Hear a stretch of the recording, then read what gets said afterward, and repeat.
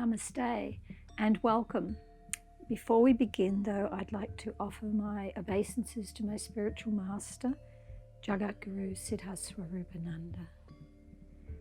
Nama Om Vishnupadaya Krishna Pastaya Bhutale Srimati Siddhaswarupananda Paramahamsariti Namane Bhajashi Krishna Chaitanya Prabhu Nityananda Shri Advaita Gadha Shri Vasudev Gobhakta Vrindam Hare Krishna Krishna Krishna Hare Hare Hare Ram Ram Ram Hare Hare.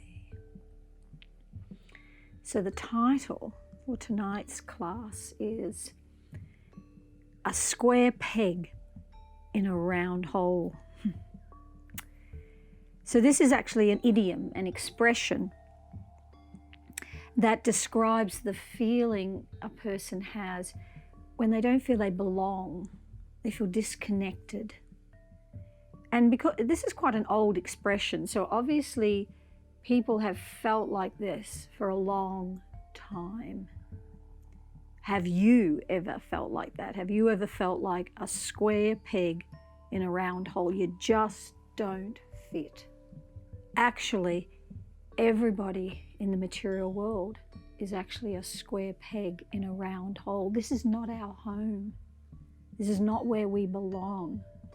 That's what that feeling is coming from. It's coming from you, the soul. But we mask it over. We're so determined to be here that we just mask that over. But every so often it just rises up. For some people it might be just momentarily and push it down. But for other people it's a growing sense in them that they just don't belong here. Sometimes people make jokes and go, oh, I think I'm an alien or something like that. Actually, we are. We're aliens in the real form, in the real story of an alien. We're from the spiritual world. We're not from the Earth planet. We're not from any of the planets here. We're not from the material world. For myself, I spent my entire childhood feeling that way. It wasn't just momentarily. I just felt like that all the time. And from the time I was about 5 or 6 years old, because I didn't understand what it was, but when my parents would go out on the weekend, they'd go out maybe for a couple of hours, I would go into their room and I would search everywhere because I was convinced I was going to find the document that proved I was adopted. I was going to find my adoption papers. This must be why I feel this way. Because it wasn't true, I wasn't adopted. And it seemed to me, when I looked out, I, the soul, when I'm looking out through these eyes and I'm looking at everybody around, my family, kids at school, everywhere, everybody looked like they were settled, that they belonged where they were. They knew this is who I am, this is what I am. And I just felt it's just me that feels the odd person out. But it's not true, actually. It's just that people don't want to talk about it. When I was in primary school, I found lunch breaks to be actually the most loneliest times when I was going to school, because during class time, you were busy, you're receiving knowledge from the teacher, you're writing, reading, all that. But it was that lunch break, that 3/4 of an hour lunch break we would have, that would bring it all back to me every time. And it wasn't that I was slow at my schoolwork and therefore the kids kind of distanced themselves from me. It wasn't that I was no good at sport and therefore they didn't want to have anything to do with me. It was really the opposite. I was consistently through primary school and high school, consistently in the high markings in my class, and I was the vice captain of softball, the vice captain of baseball, or basketball. So it wasn't that. It was me feeling that I didn't connect up with all the kids around me. And I'd watch the other girls at lunch break. They'd play hopscotch or jump rope, which is what they did in those days when I was going to primary school. And I'd watch. Sometimes I'd join in. They'd get, come on, your turn. So I'd join in. You played the role. You did what you had to do. But I always felt like I was just pretending. So when I was about 10 years old, I discovered that I could spend my lunch breaks in the school library. Oh, this was such a relief for me. It wasn't like every single day, but for, a good 3 days of the week, I would just go and spend lunchtime at the library. And it turned out that my favourite book in the library were the whole collection of National Geographics, because they had all these amazing photographs of strange lands that I never expected that I would ever visit, because world travel in those days was just not something that the ordinary person did. And in those days, TV was still black and white and was only on for a couple of hours each day. And the programs were very limited. And at the end, probably around about 9:30 at night, they actually had curtains that closed to some music as the TV station, went to sleep for the night. And there were no travel documentaries. They hadn't been invented yet. So to travel, you really had to go and look at these National Geographics. And so they became a little world for me during the lunch breaks. And out of all the hundreds of photographs that I must have pored over, for the next 1 or 2 years, couple of years, there was one photo that always stayed with me. And to this day, I can still see that photo in my mind's eyes. It was a photograph of a lady from India.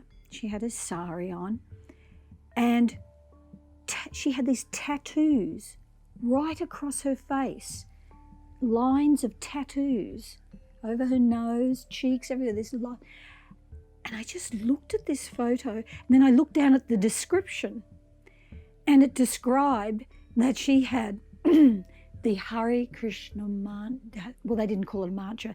They said Hare Krishna was tattooed across her face. Hare Krishna, Hare Rama. Oh, this really fascinated me. Time and time again, I would come back to that specific National Geographic and open up and look at it. And I go, what? I didn't even know how to pronounce Hare Krishna, but it just fascinated me. But it wasn't something that I could share with any of the other kids. They were busy playing hopscotch and running around.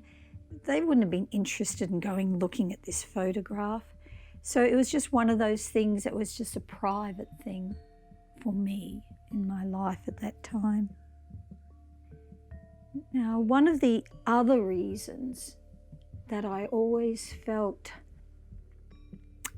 like a square peg in a round hole during my childhood was that from a very early age, I would experience leaving my body, astral traveling, if you want to call it that. I'm not sure the terminology, but I would just leave my body. Nothing that I would purposely do.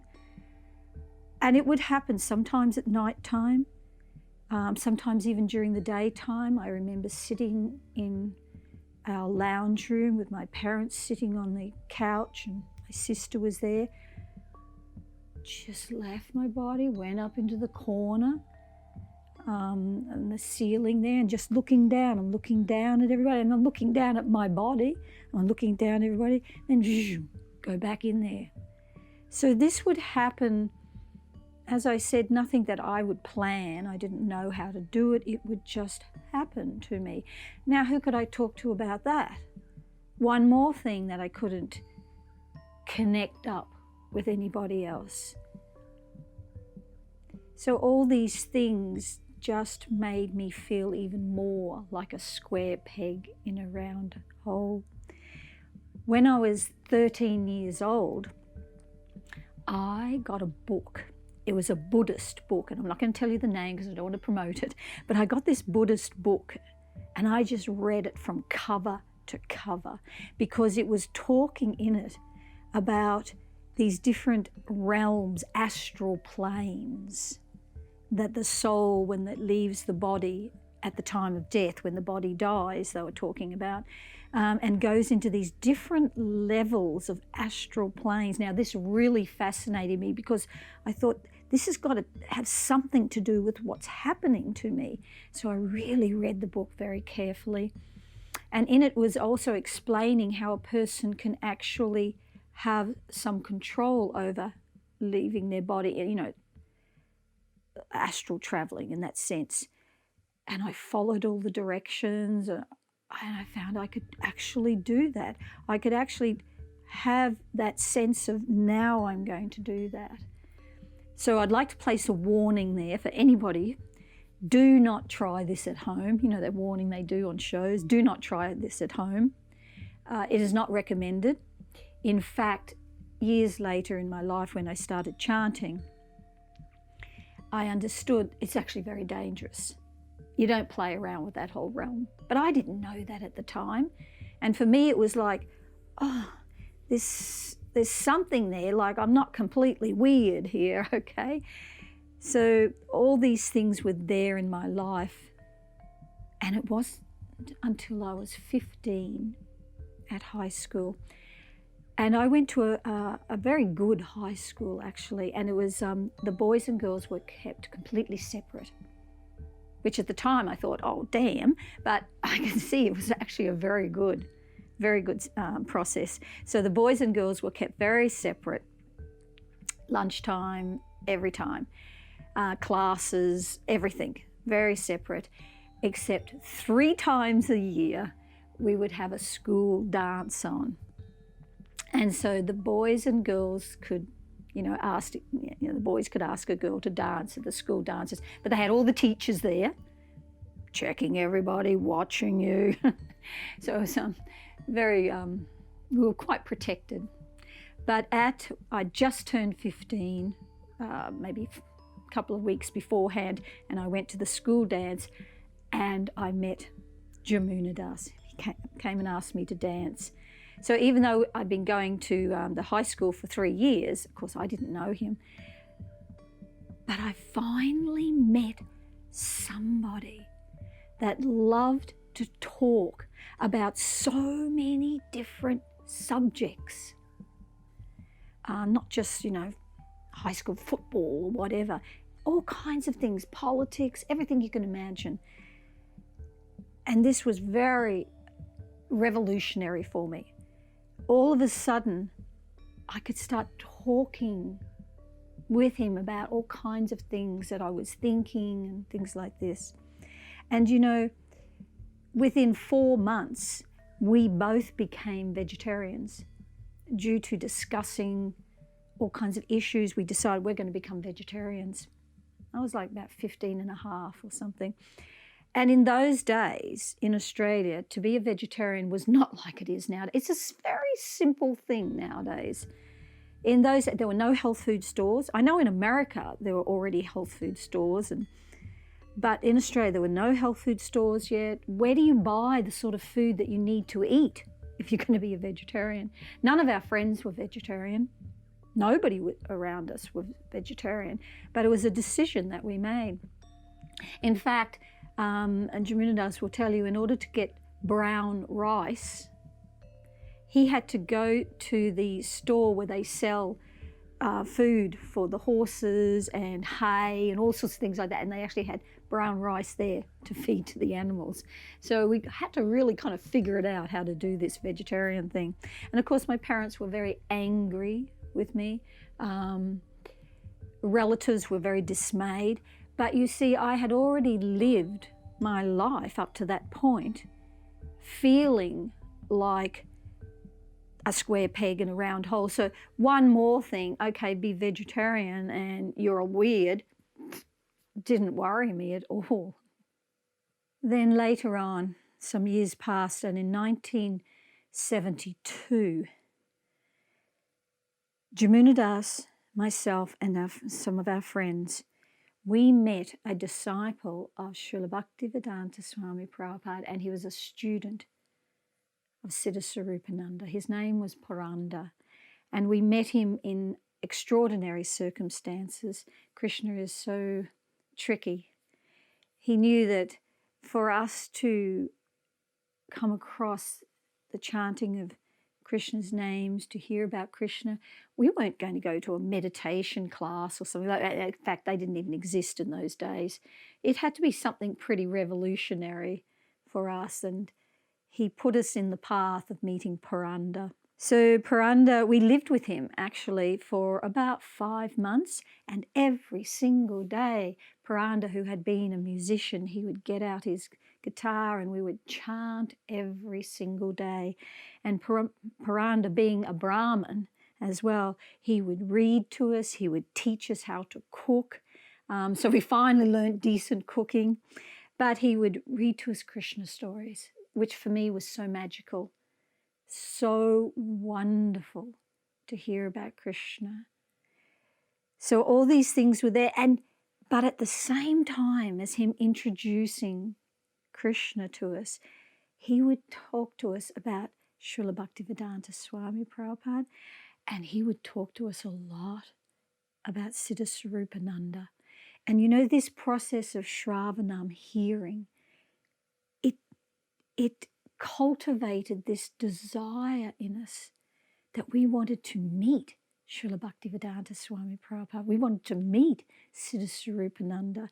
I mean, it's just a natural thing that starts to, the more you hear about personalities, you want to go, wow, wouldn't it be wonderful to meet them? It never occurred to us, maybe that's a little bit not going to happen. And it did, because at the end of 1972, Puranda had left Australia and we were kind of there by ourselves. There was about 3 of us.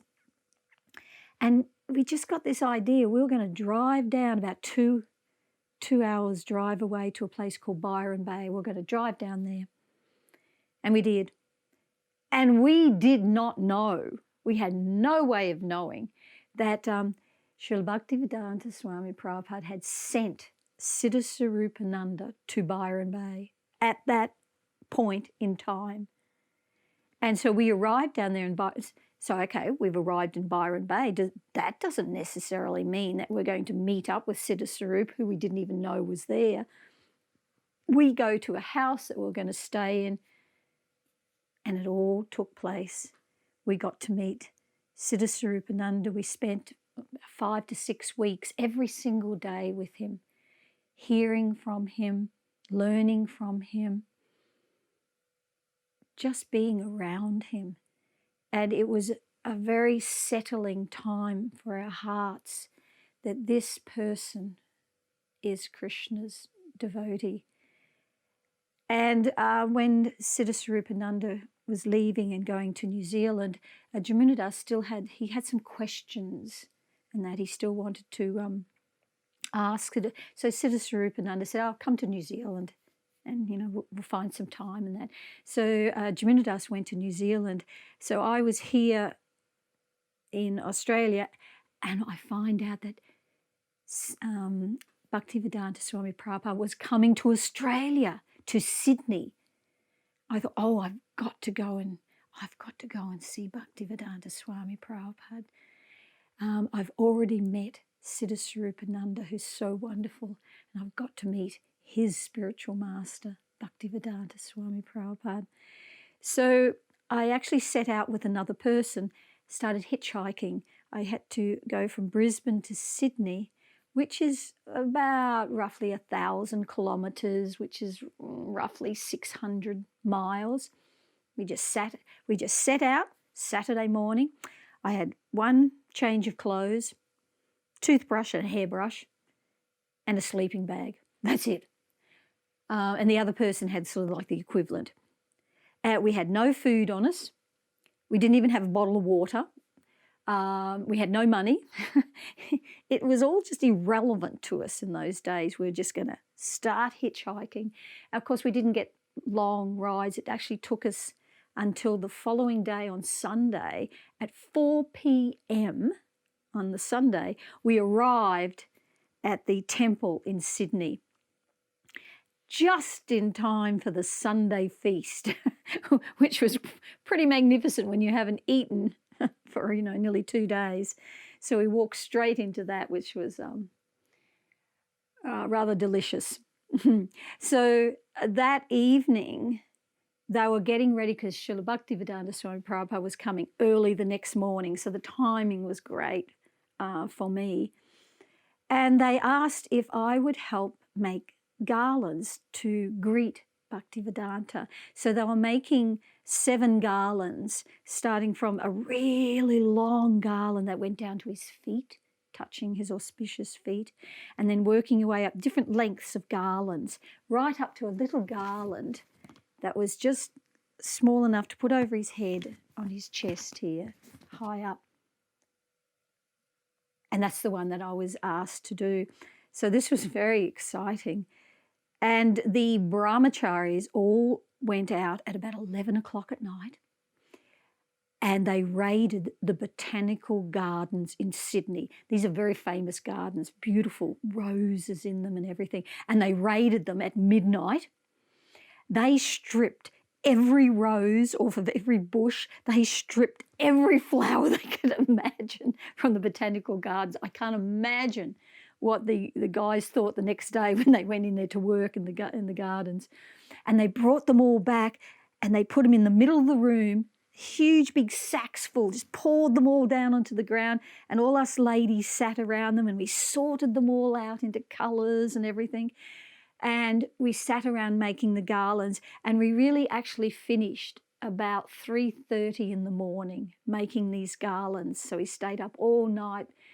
The chanting was playing and we were very excited. And Srila Bhaktivedanta Swami Prabhupada arrives at about 4:30 in the morning. And he comes in. He'd just gotten off of a plane. My God, the energy that he had, amazing. So he comes into the temple room. I didn't get to offer the garland to him. These 7 garlands were given to other devotees to offer. But I managed, I don't know how I did it, but I managed to sit right down on the floor right in front of him. And he was sitting on a Vyasasana. So beautiful. He was so beautiful. It's actually hard to breathe when you're around these wonderful Vaishnavas. So he's sitting there, and before he started speaking, he picks up some cartels and he starts playing the cartels, and he starts singing that song, Jaya Radha Madhava Kunji Bahari. I had never heard that song before. I didn't know that was one of his favourites. I knew nothing about it. But when he started singing that, that is the only time in my lifetime that all the hairs went up on the back of my neck. It was just like, wow, this is wonderful. So for myself, I have been very fortunate in this lifetime to meet 2 of Krishna's great, great devotees, Srila Bhaktivedanta Swami Prabhupada and my dear spiritual master, Jagatguru Siddhasarupananda. But, right from the beginning of just hearing the chanting, hearing Krishna stories, hearing about these devotees and then meeting them, I understood that feeling of being a square peg in a round hole. It's a very real feeling because I am Krishna's servant. And here I am trying to live in this world focused on just me, my material body, my material desires. Of course you're not going to feel like this is really who you are. But we just spend lifetime after lifetime after lifetime trying to make it work. Jagatguru Siddhasarupananda, he tells quite a number of times, he's told us a story. It's an analogy. And it's really an analogy that's similar to that idiom, that expression of being a square peg, he tells us the story about a fish that's out of the water. And the fish is lying on there, he's flapping, he's struggling.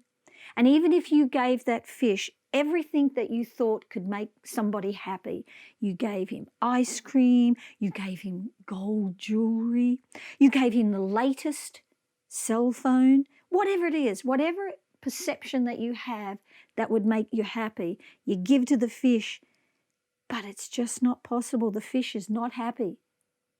That fish out of water is like the square peg in the round hole, isn't he? That fish is only going to be happy when he goes back into the water. And he swims off. So we, each one of us as individuals, we are loving servants of Krishna, and that's really where our real home is. Just being with Krishna, being with Krishna's devotees. When you become initiated to your spiritual master, this is an eternal relationship. You're eternally related to your spiritual master and serving him and serving Krishna. The whole thing is wonderful. So don't worry if you feel like a square peg in a round hole in this world. Don't you worry about that at all, because Krishna will help you understand where your real home is. Namaste. Hare Krishna,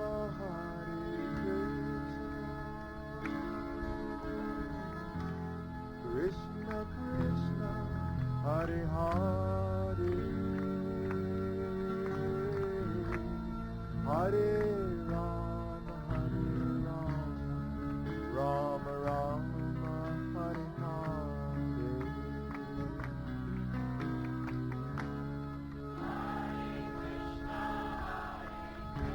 Hare Bol.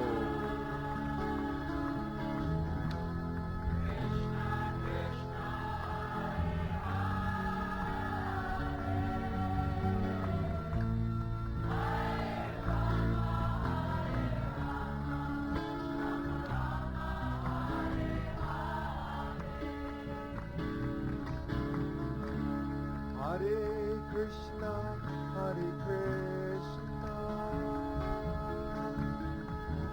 Krishna Krishna, Hare Hare, Hare Rama, Rama Rama, Hare Hare, Hare Bol.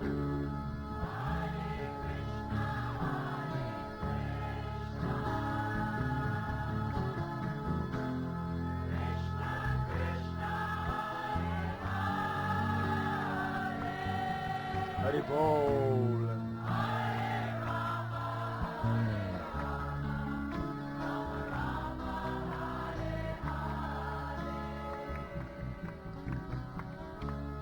Hare Krishna, Hare Krishna,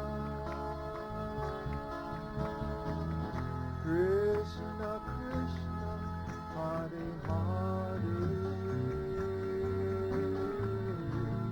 Hare